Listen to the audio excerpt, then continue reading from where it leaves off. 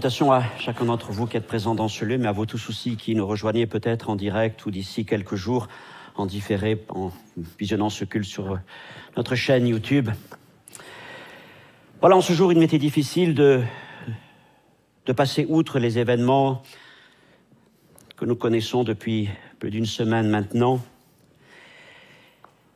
Non seulement parce que nos médias en sont saturés, les réseaux sociaux en sont saturés, parce que les choses sont tragiques, dramatiques. Elles atteignent des niveaux de violence, de haine que nous n'aurions plus jamais voulu revoir. Mais je crois aussi qu'en tant que disciples de Jésus-Christ, il y a dans nos cœurs une tristesse, qui n'est pas simplement la tristesse produite par les images, mais qui est une tristesse selon le Saint-Esprit. Le ciel pleure, et nous pleurons aussi dans nos cœurs. Et peut-être avez-vous été amenés tout au long de cette semaine à prier aussi. Et le message que je voudrais partager avec vous ce matin est un message à la fois de consolation et d'espérance. Dans quelques jours, là je dois partir normalement en Afrique pour une semaine d'enseignement dans des instituts bibliques dans le sud du Congo, RDC. Mais après, je prévois de procéder à des enregistrements comme nous le faisons le mardi soir, mais pour replacer des choses importantes au sujet d'Israël, de Dieu, de la Bible. Donc, à mon retour, je travaillerai sur ça avec nos équipes. Mais ce matin, ce n'est pas encore le temps de parler de cela pour parler de cela. Ce qui est le temps, c'est avant tout un temps de consolation dont nous avons besoin et un temps d'espérance. Le titre du message de ce matin, ce sont les larmes de Rachel. Et je vous invite à ouvrir vos Bibles. D'ailleurs, si vous avez la Bible, faites l'effort de l'ouvrir, pas simplement de regarder sur l'écran ou alors sur vos écrans, parce que je voudrais vraiment que vous puissiez visualiser là dans vos Bibles ce que nous avons lire pour que vous puissiez y revenir. Et je lis dans Jérémie chapitre 31, versets 15 à 17. Ainsi parle l'Éternel.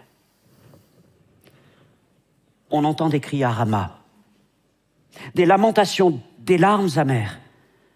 Rachel pleure ses enfants. Elle refuse d'être consolée sur ses enfants car ils ne sont plus.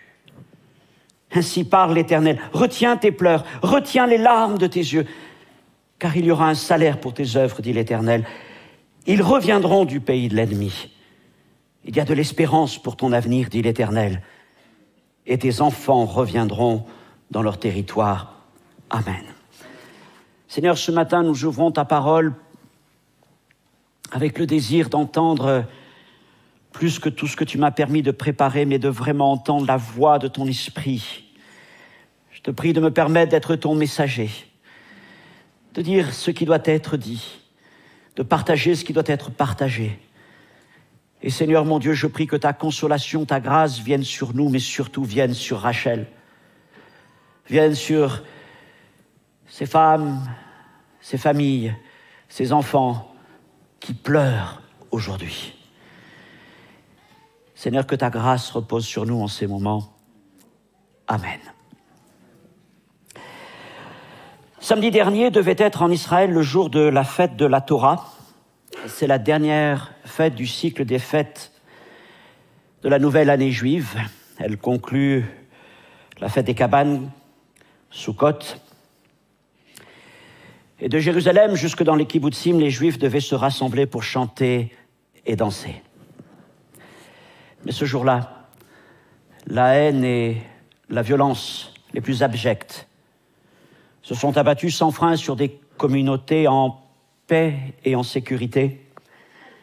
Des hommes, des femmes, des enfants de tous âges, des vieillards survivants de la Shoah ont été sauvagement, lâchement assassinés ou pris en otage uniquement parce qu'ils étaient juifs. Et depuis, Rachel pleure sur ses enfants perdus et refuse d'être consolée. Nous pleurons avec elle. comme nous pleurons aussi avec toutes les familles de l'autre côté du mur de séparation, qui pleurent et qui vont pleurer aussi sur leurs enfants. Aujourd'hui, nous prenons le temps de nous arrêter sur les larmes de Rachel, ni pour un cours de géopolitique, ni pour nous lancer dans des anticipations prophétiques, ni par pathos déplacé, mais pour nous rapporter l'importance d'Israël dans le cœur de Dieu et qu'il existe toujours une espérance pour Israël. Mais aussi pour affirmer que la véritable paix, tant pour le juif que pour l'arabe, que pour tout homme, ne peut se trouver qu'en Jésus, le Consolateur. Premièrement, des larmes à Rama. Jérémie, chapitre 31, est certainement le plus beau, le plus exaltant chapitre de tout ce magnifique livre. Et je vous demande, si vous avez la possibilité avec vos Bibles ou vos écrans, de le placer sous vos yeux. Je vais commencer par le survoler et au fur et à mesure, on va rentrer dans les détails qui vont nous amener à comprendre ce texte et aussi le message que je veux partager avec vous ce matin, je le crois, de la part du Seigneur. Alors ce texte est composé de, chapitre 31 est composé de 3 parties. Je pourrais appeler la première partie « En ce temps-là ». Et elle va du verset 1er jusqu'au verset 14. « En ce temps-là ». Et ce temps-là, du verset 1er, il faut le ramener juste au-dessus. Où le chapitre 30 se conclut par cette parole « Vous le comprendrez dans la suite des temps ». Vous comprendrez ce que Dieu fait dans la suite des temps. Et Jérémie parle d'une suite des temps, autrement dit de temps à venir, de temps lointain. Et ensuite, juste après, au début du chapitre 31, il dit « En ces temps-là ». Dans ces temps à venir, et ces temps lointains, cette suite des temps, sont devenus nos temps. Nous sommes dans ce temps-là. Et que voyons-nous dans ce temps-là, dans ces premiers versets de ce chapitre 31 ? La première parole que Dieu adresse à Israël, versets 1 à 3, c'est une parole qui confirme l'amour éternel de Dieu pour Israël. Je serai le Dieu de toutes les familles d'Israël, ils seront mon peuple. Et verset 3, de loin l'Éternel se montre à moi, je t'aime d'un amour éternel, c'est pourquoi je te conserve ma bonté. Ayant confirmé son amour, le prophète continue de la part du Seigneur en rappelant des promesses de restauration. En ce temps-là, dans les temps que nous vivons, verset 4, je te rétablirai encore.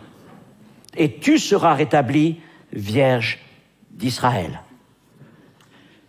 Et le Seigneur continue, et il parle ensuite de bénédiction abondante. Verset 5, tu planteras encore des vignes sur les montagnes de Samarie, les planteurs planteront et cueilleront les fruits. Et ce sont des paroles de prospérité et de bénédiction abondante. Voilà donc l'esprit de cette première partie. En ce temps-là, les temps que nous vivons, verset 1er jusqu'au verset 14, nous allons y revenir. Et je saute pour l'instant jusqu'à la 3e partie. On reviendra à la 2e dans quelques instants, mais la 3e partie de ce chapitre commence à partir du verset 22. Si vous avez vos Bibles, vous pouvez passer au verset 22. Et elle s'étend jusqu'à la fin, jusqu'au verset 40. Et si dans la première partie, il est question de « en ce temps-là », les temps que nous vivons, qui étaient pour Jérémie la suite de temps, mais qui sont venus nos temps à nous, maintenant dans cette dernière partie, par 5 fois, il est dit, premièrement, « voici encore », et au verset 23, puis ensuite, vous pouvez voir, verset 27, 31, 33, 38, il est écrit « voici les jours viennent ». Et cette 3e partie nous parle de temps qui ne sont pas encore là, mais qui viennent. Des temps prophétiques, mais des temps d'accomplissement de toutes les promesses et de toutes les paroles de Dieu à l'égard d'Israël. Et l'apogée de ce chapitre se trouve au verset 31. Et là, dans ce verset 31, il est question de la nouvelle alliance. C'est là qu'elle prend ses racines. Voici les jours viennent. où je ferai avec la maison d'Israël et la maison de Juda une alliance nouvelle. Et frères et sœurs, nous devons toujours nous rappeler que c'est avec Israël que Dieu a conclu premièrement cette alliance, cette nouvelle alliance, que nous disons être avec raison en Jésus-Christ. Mais si nous y avons part, c'est par grâce, nous, gens des nations. Dans cette partie, troisième partie, il y a aussi une proclamation solennelle de fidélité de Dieu à l'égard d'Israël et de Jérusalem. Versets 35 et 36. Ainsi parle l'Éternel, qui a fait le soleil pour éclairer le jour, qui a destiné la lune et les étoiles à éclairer la nuit, qui soulève la mer et fait mugir ses flots, lui dont le nom est l'Éternel des armées. Si ces lois, les lois du cosmos, les lois de la création, viennent à cesser devant moi, dit l'Éternel, la race d'Israël aussi cessera pour toujours d'être une nation devant moi. Il est plus facile de détruire le soleil, la lune et les étoiles que de détruire l'alliance entre Dieu et Israël. Quel glorieux et magnifique chapitre, n'est-ce pas, dans ces deux parties. Beaucoup de ces paroles se sont accomplies pour Israël. Ceux qui étaient dispersés au loin parmi les nations de la terre ont commencé à revenir en masse et nous en avons été témoins. Le désert a laissé place à la vigne, aux grenadiers, aux palmiers, et des villes se sont élevées et des richesses se sont accumulées. Et c'est ce qui se passe dans cette première partie. Et c'est alors qu'au milieu de ce chapitre, nous trouvons cette deuxième partie qui commence au verset 15 et que nous avons lu. Et dans cette partie monte une lamentation, les larmes de Rachel qui est inconsolable en raison de la perte de ses enfants. Alors évidemment, nous connaissons mieux ce texte dans le cadre de l'Évangile, puisque Matthieu le rappelle, on va le voir tout à l'heure au chapitre 2, lorsqu'il est question du massacre des innocents dans la nuit de Bethléem. Rachel, qui pleure, qui se lamente. Rachel est la seconde épouse de Jacob, qui s'appelait aussi Israël. Et elle est la mère de 3 tribus d'Israël, celles descendantes de Joseph, son aîné, Éphraïm et Manassé. On va parler des questions d'Éphraïm, comme représentant de tout Israël, puisque c'est l'aîné.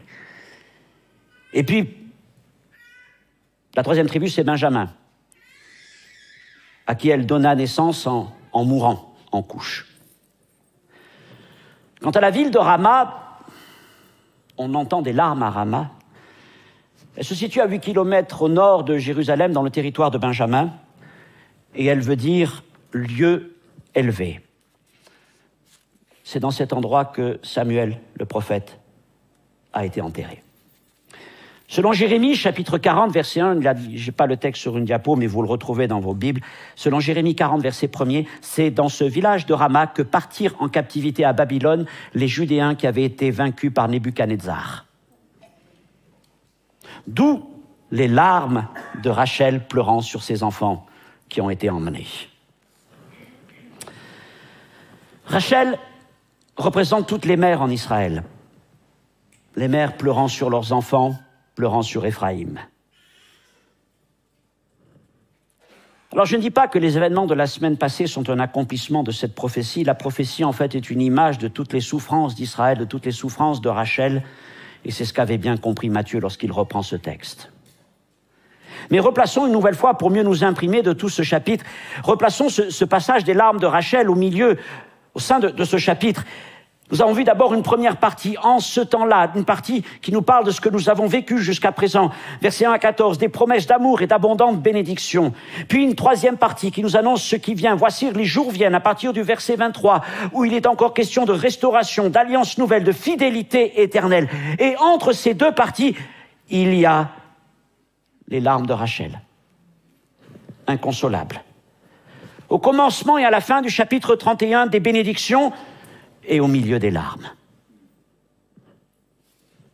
Reprenons encore. Dans un premier temps, Israël retrouve sa terre, comme Dieu l'avait annoncé. Verset 8, je les ramènerai du pays du septentrion, je les rassemblerai des extrémités de la terre. Ça s'est accompli. Pas encore entièrement, mais ça s'est déjà bien accompli. Verset 12, ils ne seront plus dans la souffrance. Et Israël a été apaisé de toutes ses souffrances passées, et notamment par rapport à la Shoah. Et Israël se réjouit. Verset 13, je changerai leur deuil en allégresse. Et nous pouvons dire que ces dernières années, Israël s'est réjoui.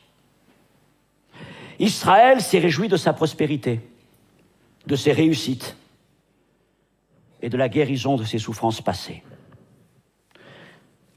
Et c'est alors que se sont fait entendre soudainement des cris et des larmes amères. Des enfants ont été tués et ont été emmenés. Et Rachel pleure ses enfants et refuse d'être consolée car ils ne sont plus. Vous savez aussi, certainement, ce week-end dernier marquait les 50 ans du déclenchement de la dernière guerre massive contre Israël qui s'est déroulée du 6 au 24 octobre 1973, qui est appelée guerre du Kippour. Et depuis la fin de cette guerre, on peut dire qu'Israël a connu donc 50 ans de développement, de prospérité et de paix relative. Oui, il y a eu quelques escarmouches, il y a eu quelques conflits, mais qui n'ont jamais eu le développement des guerres précédentes. Et ces dernières années, fièrement, Israël est devenu la Start-up Nation.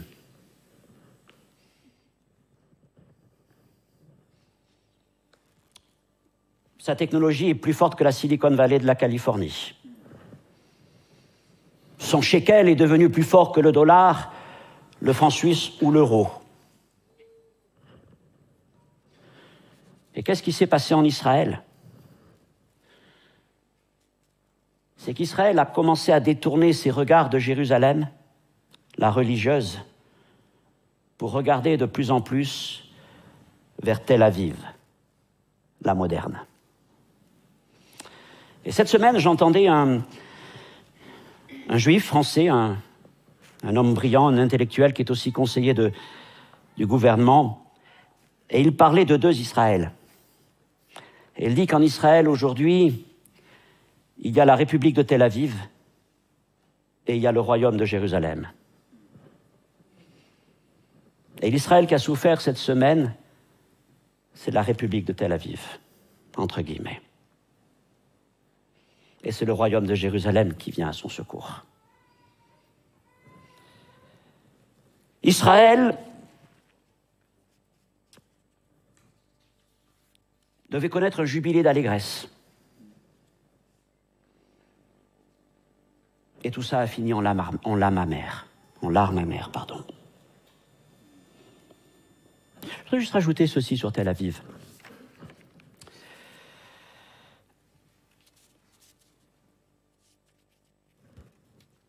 Un de mes amis prédicateurs disait il y a quelques années, il avait raison, que Tel Aviv n'a aucune racine biblique. Parce que Tel Aviv ne se trouve pas dans les Écritures. Parce que Tel Aviv, aujourd'hui, dans cette partie d'Israël qui était échue à la tribu de Dan, et Dan n'a jamais été capable de conquérir. Et Tel Aviv n'a aucune racine biblique. Et Tel Aviv, c'est la porte d'entrée de l'esprit des nations en Israël. Elle s'enorgueillit d'être presque la capitale de la débauche.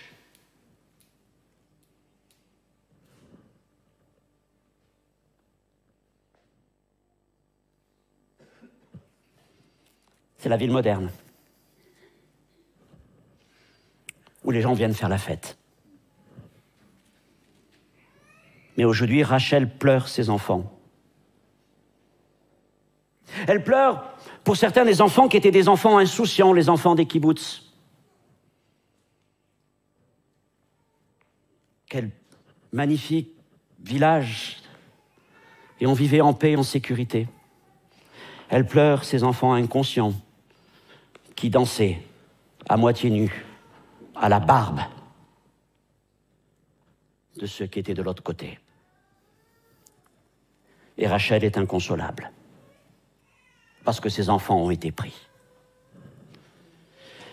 Mais là ne s'arrête pas le message. Et il y a un verbe qui revient par 2 fois. Entendre. On entend. Mais c'est Dieu qui parle.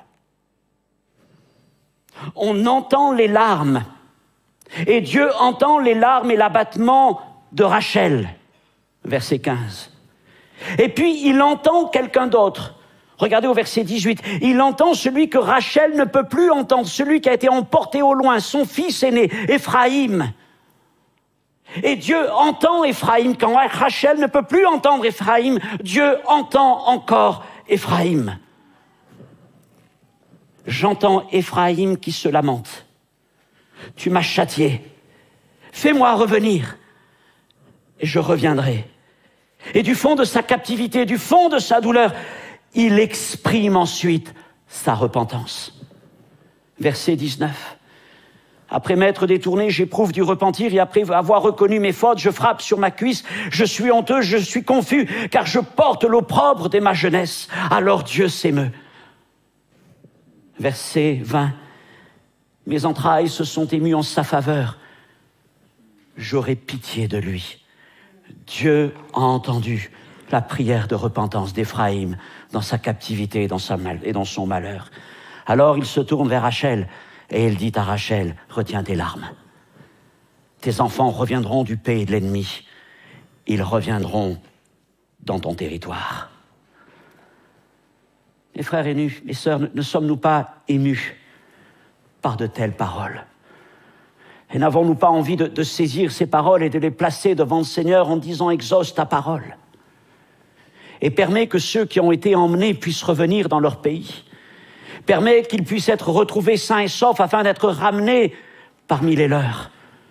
Et nous croyons que le Seigneur est capable de faire cela, de venir délivrer celui qui a été captif. Mais je prie aussi pour que tout Éphraïm, toute cette génération puisse se rappeler de son Dieu et se repentir. Si vous êtes curieux de savoir, d'entendre ce que les rabbins disent en ce moment, vous les verrez, ils appellent en Israël le peuple à la repentance. Ils appellent le peuple à la repentance. Dieu attend d'entendre la repentance d'Éphraïm.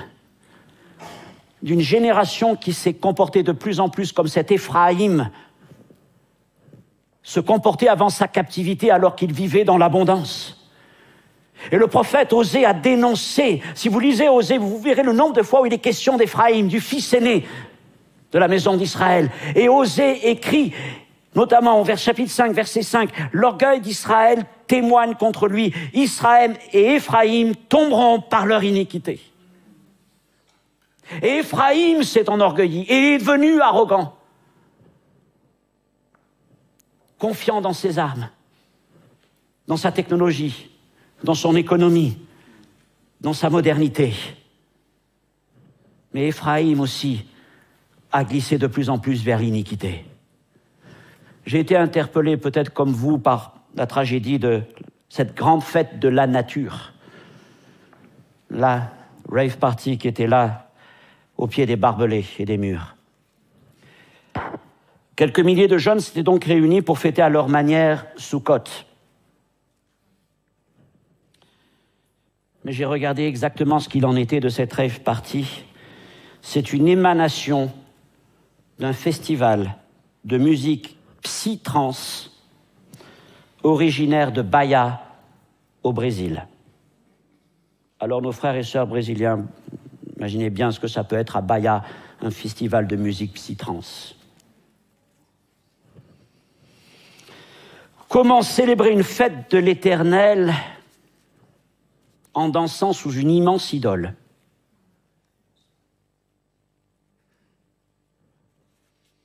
Et ces images m'ont rappelé immédiatement la tragédie de Baal-Péor, Nombre 25, où une partie de la jeunesse d'Israël tomba dans la débauche en sacrifiant aux idoles aux portes de Canaan. Alors nous pleurons cette jeunesse. Ceux assassinés, ceux emmenés de force, ceux marqués à vie parce qu'ils ont vécu. Et en même temps, cela nous rappelle que l'on ne fait pas ce que l'on veut sur la terre d'Israël. Parce que si cette terre appartient à Israël, elle est avant tout la part de Dieu au milieu des hommes.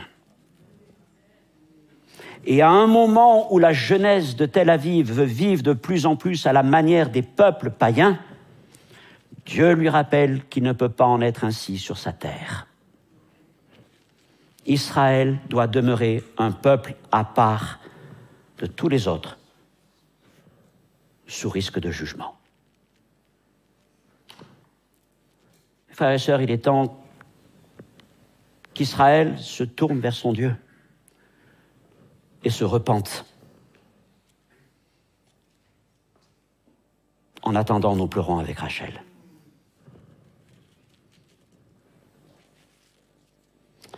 Deuxièmement, des larmes à Bethléem.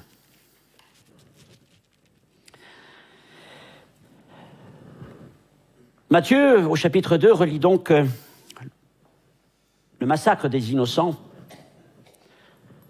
avec les larmes de Rachel en citant la prophétie de Jérémie. Et il met donc en rapport les enfants perdus de Rama avec ceux assassinés par Hérode à Bethléem. Et donc, dans ce commencement de l'Évangile, Rachel pleure encore. Le méchant lui a pris ses enfants. Ils ne reviendront plus. Et dans cette nuit de douleur, un enfant a été préservé. Celui de Joseph et Marie, Jésus. Jésus n'est pas le fils de Rachel. Souvent, ça surprend les chrétiens, il faut qu'ils réfléchissent. Comment ça, Jésus n'est pas le fils de Rachel? Non, il n'est pas le fils de Rachel. Et souvent, on fait ce raccourci parce que Rachel, c'est l'épouse bien-aimée de Jacob. Mais Jésus ne descend pas de Rachel. Jésus descend de Judas et Judas est fils de Léa. La première épouse, la sœur aînée, celle qui avait les yeux délicats, n'était peut-être pas aussi belle que Rachel. Mais c'est de Léa que le Messie descend. Dans cette nuit de Bethléem, la nuit de la naissance, avant de parler de la nuit du massacre, quels sont ceux qui se soucient ou qui ont compris l'importance de cette nuit?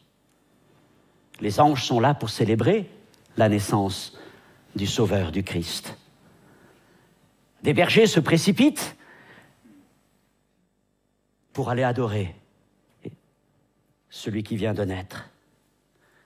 Quelque temps plus tard, ce sont des savants de l'Orient qui arrivent jusqu'à l'endroit où le Seigneur les conduit par son étoile. Mais en Israël, à part peut-être quelques-uns qui sont au temple et qui ont été poussés par le Saint-Esprit, mais qui en Israël avait réalisé l'importance des temps dans lesquels il vivait? Il lisait la Torah, il se réunissait dans les synagogues, dans le temple. Chaque jour, il priait pour que le Messie vienne. Mais ils n'ont pas su reconnaître les temps où ils étaient visités. Et ils n'ont pas voulu voir dans l'enfant chétif, dans l'enfant fragile de Bethléem, ni même dans l'homme de Galilée, l'homme de Nazareth, le Messie que Dieu leur avait préparé, leur avait promis, leur avait envoyé. Et ce qui est étonnant,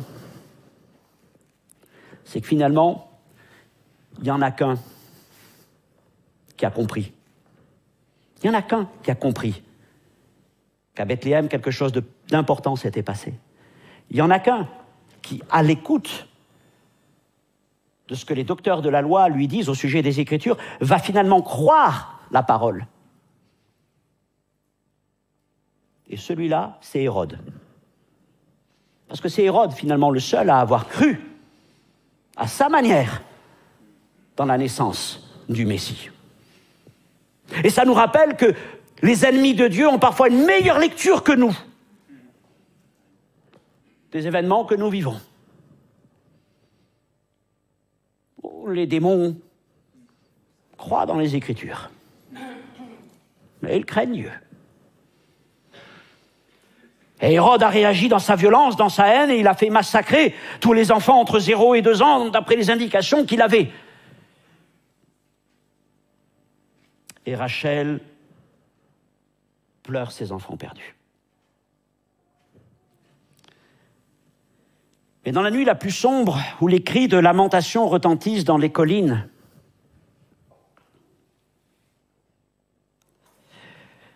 Dieu préparait la consolation d'Israël et des peuples de toutes les nations. Et cette consolation, c'est Jésus. Et si dans la nuit de ténèbres, la journée, la nuit de ténèbres de la semaine dernière, Dieu commençait à préparer une consolation pour Israël et pour l'humanité. Des ténèbres les plus épaisses, nous avons chanté tout à l'heure, Dieu fait jaillir la lumière.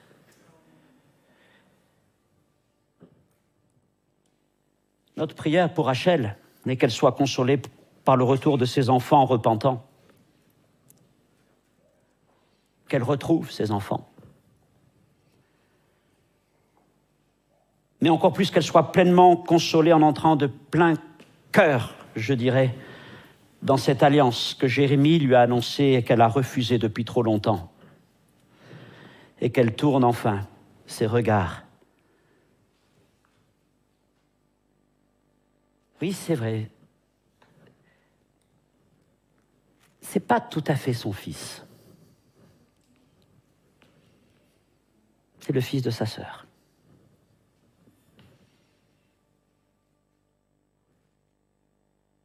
Mais qu'elle reconnaisse, Rachel,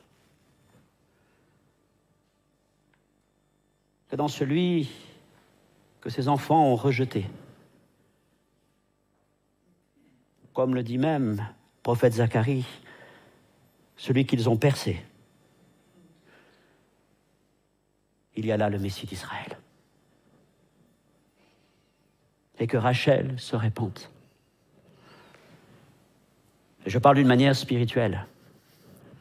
Que Rachel se réconcilie avec Léa, quelque part. Et qu'il y ait quelque chose qui se passe au sein d'Israël, et même de l'Église. Et voilà, ce qui nous réunit, c'est notre foi et notre espérance en Jésus-Christ.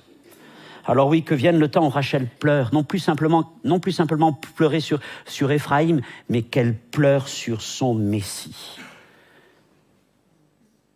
Zacharie le dit encore, chapitre 12, verset 10, qu'il répandra un esprit de supplication et de grâce. Il y aura vraiment des gémissements dans tout Israël lorsqu'ils tourneront leur regard vers le Messie. Que Rachel puisse pleurer, non plus sur Éphraïm, mais sur Jésus. Et c'est alors que viendra pour Israël des temps de délivrance finale. Alors je ne dis pas que c'est ce qui va se faire demain à la suite de ces événements terribles, mais c'est ma prière. Oui, qu'Israël reconnaisse enfin Jésus comme son Messie, le Messie qu'il attend depuis longtemps.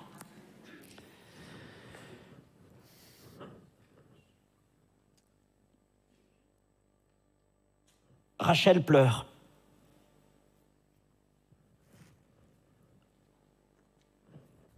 Aucune colère. Aucune vengeance ne la consolera.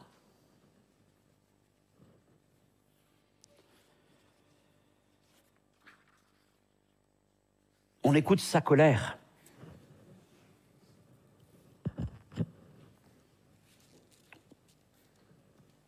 Humainement, on peut concevoir sa colère. Et moi-même, je le dis en tant que Français, vendredi midi, comme beaucoup de mes compatriotes, nous avons été en colère aussi. Lorsqu'une nouvelle fois, un professeur a été sauvagement assassiné. Presque 3 ans, jour pour jour, avant Samuel Paty. Et il y a une colère qui est là. Mais je dirais 2 choses. Laissons les gouvernements, laissons les armées s'occuper de cette colère. En demandant au Seigneur, et nous croyons que Dieu est capable aussi de retenir leurs mains quand il faut retenir leurs mains.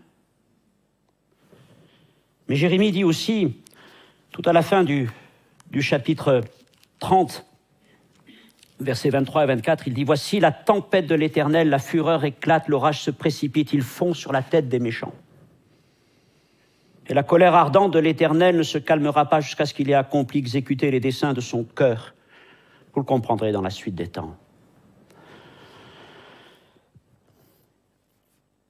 Et nous faisons une différence entre des familles qui souffrent en raison de leurs dirigeants qui leur sont imposés parce qu'il n'y a rien de démocratique et qui les emmènent aussi dans une voie d'impasse. Et des familles souffrent. Mais quant aux méchants, que Dieu lui fasse grâce. Et la colère du Seigneur aussi peut se manifester à l'égard de ceux qui s'en sont pris à ses enfants, parce que toucher à Israël, c'est toucher à la prunelle de ses yeux. Mais pour nous, chrétiens, notre mission, demander la paix de Jérusalem, de prier pour Rachel, de prier pour toutes les Rachel. Parce que si Rachel pleure à Jérusalem, laissez-moi l'appeler comme ça, mais Mariam pleure aussi à Gaza. Et combien de Rachel pleurent dans le monde, en Arménie, en Ukraine, dans le Sahel et dans bien des pays. Parce que la colère des hommes finit toujours par atteindre les enfants. Et les femmes restent inconsolées. Mais il en est un qui peut les comprendre parce qu'il a traversé la nuit de la douleur. C'est Jésus. Et lui est capable de s'approcher de toutes les Rachel et de dire « Je suis ému de compassion pour toi. Et je veux te donner une consolation qu'aucun homme ne peut te donner. La consolation de mon amour. » Et cette consolation se trouve uniquement dans cette croix qui a été dressée. Pour le juif, premièrement, mais pour le grec ensuite. Que ce grec soit européen, qu'il soit américain, qu'il soit africain, qu'il soit originaire d'Asie ou du Proche-Orient. Jésus est mort à la croix sans se soucier de la couleur de nos drapeaux ou du côté du mur où nous vivons. Jésus est mort pour tous. 2 Corinthiens 5, 15. Et si nous doutons un instant de ça,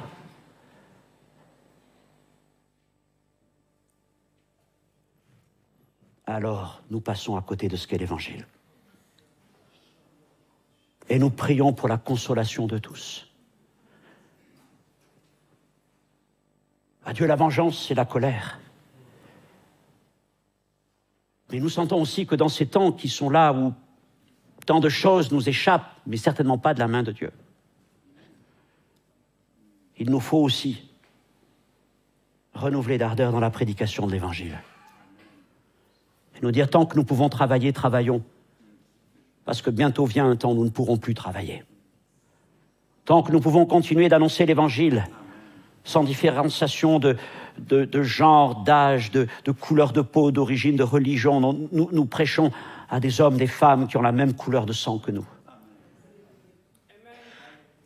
Et nous le ferons jusqu'au bout par la grâce du Seigneur. Mais certainement, devant nous, il va y avoir des temps difficiles, des temps d'épreuve. Mes frères et sœurs, ne soyons pas surpris de ce qui vient, car tout cela, la Bible nous en avertit. Mais Dieu n'est pas dépassé. Dieu n'est pas dépassé.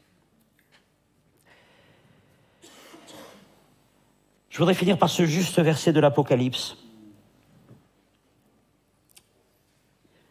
qui nous parle de ce jour où tous les disciples de Jésus seront réunis dans le ciel, entonneront le cantique des rachetés, le cantique de l'agneau. Et il est alors écrit que notre Messie à tous, notre Seigneur à tous, essuiera toute larme de leurs yeux. La mort ne sera plus. Il n'y aura plus ni deuil, ni cri, ni douleur, car les premières choses ont disparu. Et Rachel sera consolée.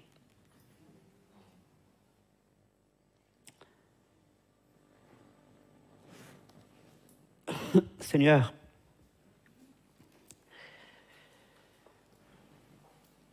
nous avons été saisis dans nos cœurs par toutes ces nouvelles qui sont venues, mais nous avons été saisis aussi d'une manière particulière d'une tristesse qui est venue du ciel. Pour la première fois, Seigneur, depuis tant d'années, le sang de tes enfants a coulé sur la terre d'Israël tout simplement parce qu'ils sont tes enfants. Ils sont le peuple juif. Ce matin, nous entendons encore les paroles du prophète qui nous dit que tu aimes Israël d'un amour éternel, d'une alliance indéfectible. Seigneur, les affaires d'Israël sont entre tes mains. Et quiconque veut poser la main sur Israël ne trouvera que l'étourdissement. Seigneur, notre mission, c'est de prier pour le salut des hommes et de témoigner de ta grâce à tous. Et nous prions vraiment pour qu'en Israël, non seulement il y a un esprit de repentance qui ramène le peuple vers toi, qui le détourne de ces mauvaises voies dans lesquelles il s'enfonce de plus en plus au milieu de son abondance, et qu'au-delà, Seigneur, de cette repentance, ils puissent surtout tourner les yeux vers leur Messie. Et nous prions aussi, Seigneur, pour tous les peuples d'alentour. Ta parole s'accomplira et tout ce qui est écrit s'accomplira et des choses terribles viennent. Mais notre espérance, mon Dieu, c'est qu'en ce moment même, ton esprit souffle parmi les pays arabes, parmi les pays musulmans. Et Seigneur, depuis la Palestine jusqu'en Iran, en Syrie et même dans les pays les plus lointains, des musulmans se tournent en grand nombre vers toi. Oh Seigneur, voilà notre espérance, voilà ce qui fait notre joie et notre attente. Mais aujourd'hui, Seigneur, je te prie pour une consolation des cœurs. Et je te prie aussi, Seigneur, pour parler dans ton Église, dans tes églises. Pour nous rappeler que si Israël doit mener une vie sainte, nous aussi, nous sommes appelés à être un peuple saint. Et Seigneur mon Dieu, nous ne pouvons pas détourner nos regards de la nouvelle Jérusalem pour commencer à regarder vers les villes du monde en nous disant que nous voudrions vivre comme le monde. Seigneur, tu nous appelles à mener une vie séparée, une vie distincte. Et je prie, Seigneur, pour que cet esprit de consécration, de séparation demeure au milieu de ton peuple ici, dans ton Église. Je prie que tu nous gardes de nous laisser emporter par l'esprit du monde, de vouloir ressembler au monde, de vouloir trouver des positions plus faciles, Seigneur. Puisses-tu nous parler dans ces moments-là. Et je prie pour la consolation de tous ceux qui ont été peinés cette semaine. Au milieu de nous, que ta grâce soit avec nous.